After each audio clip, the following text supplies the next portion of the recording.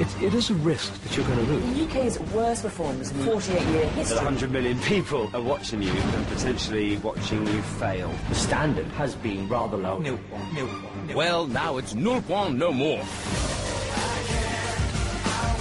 Yes, it's a big gamble. We've got a great song.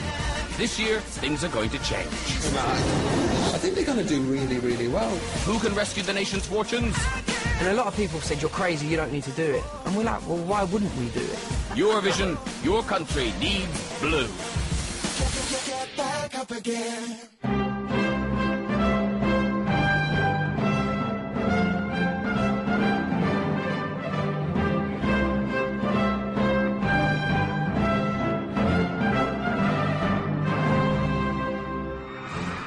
Eurovision.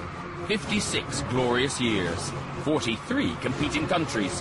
Hundreds of singers. 35,000 screaming fans in the arena. And 125 million viewers worldwide. But at the Eurovision Song Contest, there can only be one winner. This year, representing the UK, it could be blue. I think we were meant to do something special this year, and this is it. They're embarking on a journey through the glories of Eurovision. I didn't realise how massive Eurovision was. And they'll be finding out exactly what it takes to succeed at the biggest music show on Earth.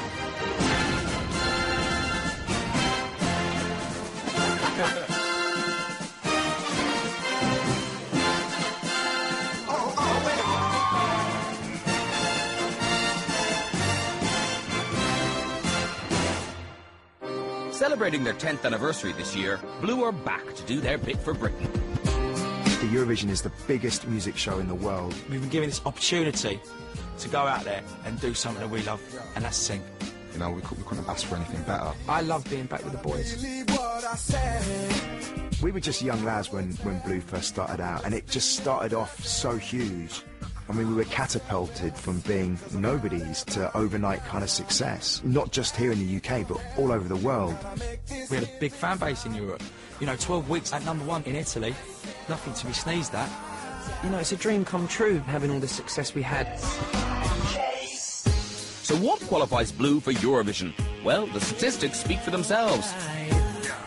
13 million records sold, 40 hit singles worldwide, 3 #1 albums, 2 Brit Awards, and a chart-topping smash with Sir Elton John. At last, the UK is sending a successful, credible act to the Eurovision Song Contest again. Good-looking guys, singing great songs. I'm a Blue fan. We're streets ahead. Duncan is your Prince Charming. Bellissima. Duncan, I've known him the longest. His enthusiasm, especially for Eurovision, it's just been phenomenal. Lee is just Lee. Lee is just, you know, he's a nutter. I think I play on being a bit stupid sometimes. Like, literally. Like, what? I'm a massive fan of Duncan. I can't stand still for 5 minutes. I can't sit still. My leg starts going. I'm the only serious when I get in the studio. Lee's like really, really popular in Italy, and like you watch his face, like when they all go Lee, like. Simon is so lovely. What you see is what you get with Si. I'm just in love with the Italians. Simon's obviously the chilled boy. He's just so cool, brilliant. Anthony, I would say, is definitely the joker of the band. If there's any serious conversation going on, he'll just crack a joke. Oh, mate. We have a nice equilibrium. We all respect each other. And I think them 5 years that we took off has done us the world of good. Yes, back in 2005, the Blue Dream came to an end when the boys called it a day and went their separate ways. It was quite a shock to me because I didn't know nothing else. The biggest misconception is that when a band splits up, they split up because they've fallen out. There's never been awkwardness in Blue. Me and the boys never fell out. Never. We've always seen each other as brothers from another mother. To be back with the boys, you know, I miss the lads. Still hard work, still a lot of graft. We didn't expect to come back and be like, here we are, you know, and everyone go, oh, Blue, I've just been waiting for you. Being able to repeat that kind of success and having the opportunity to do so again. How many people have had a really, really good dream and want to dream it again? And now the dream for Blue is to bring back the Eurovision glory days for the UK.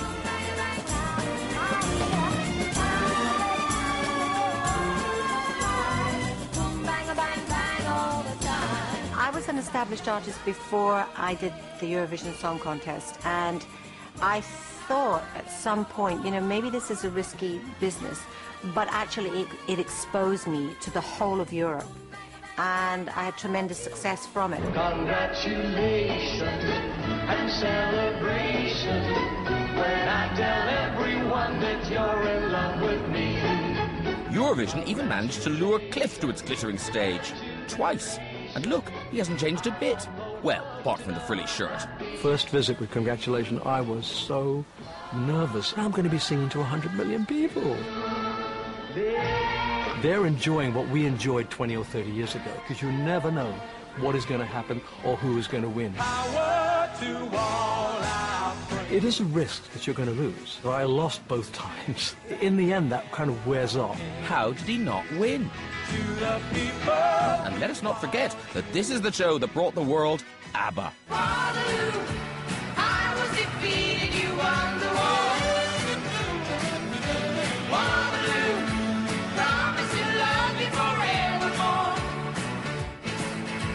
Yes, golden days. But what is Eurovision now?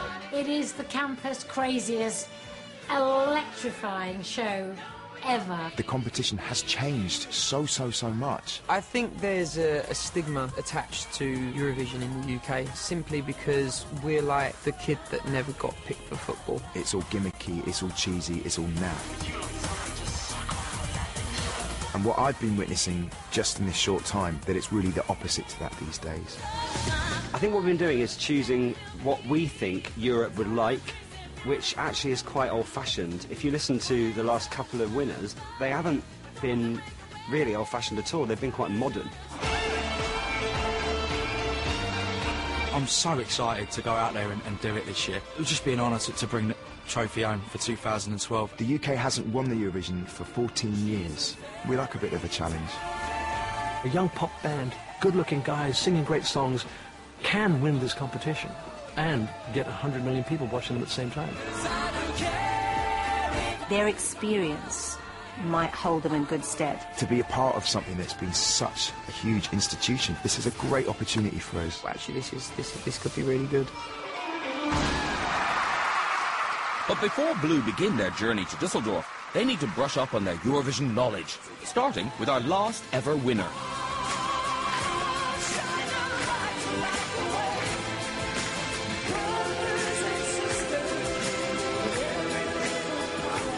Boys, this is what, isn't it? It's a tune!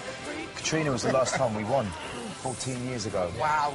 Shine a light in every corner of our hearts. And 30 years ago this year, the champagne corks were popping for Bucks Fizz. What I liked about this performance is that how much they were moving around and how much on point the vocals were as well, which I think is like one of the hardest things to do, really. She's got a wicked pair of pins. Yeah. Imagine the amount of rehearsals they must have had and how fit you've got to be physically. That's not easy to do, mate. Brilliant. You got a nice pair of pins, lad. Cheers. Amazingly, this is Celine Dion, in an outfit Lady Gaga would say no to, winning for Switzerland in 1988. No, boys, that's Celine Dion. She's completely different. That's not Celine Dion. Oh, that's Celine Dion? She was 19 years old, so you can tell, like, when she had a bit of dough, she got some stuff done to her. You can tell. she was 19. But the Eurovision put that lady on the map and made her the biggest solo artist in the world. She's phenomenal. Can't argue with that, can you? Norway's Alexander Rybak was the contest's biggest ever winner.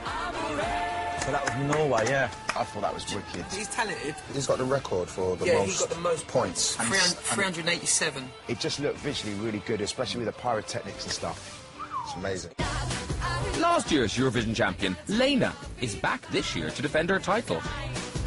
Wow. Lena, eh? Wow. She's massive. She's Gone like #1 all across Europe. Off the back of this. Yeah. She won it last year and she's defending her title again this year. So she's going to be like a big competition for us, but I think she's wicked. So there's no pressure then? Nerve-wracking, isn't it? Starting to sink in a little bit. So, there's a lot of work to do, but we've lined up some big names to help. Some of them did us proud at Eurovision. Find the song that you guys like, that you want to sing. You've only got 100 million people there watching you, no pressure. There's tips from huge international songwriters. We've had good songs, we haven't had great songs. and some people who know a thing or two about putting on a show. Well, they've got as good a shout as anybody. Don't be afraid. Just keep your focus. For success at Eurovision, we think there are 6 simple steps that Blue need to follow. The first of our 6 steps to finding the perfect Eurovision entry is getting the right type of song. Styles that have done well over the years have included everything from ballads to rock.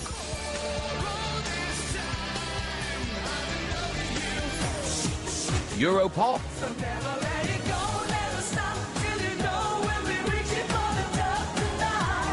to folk. Duets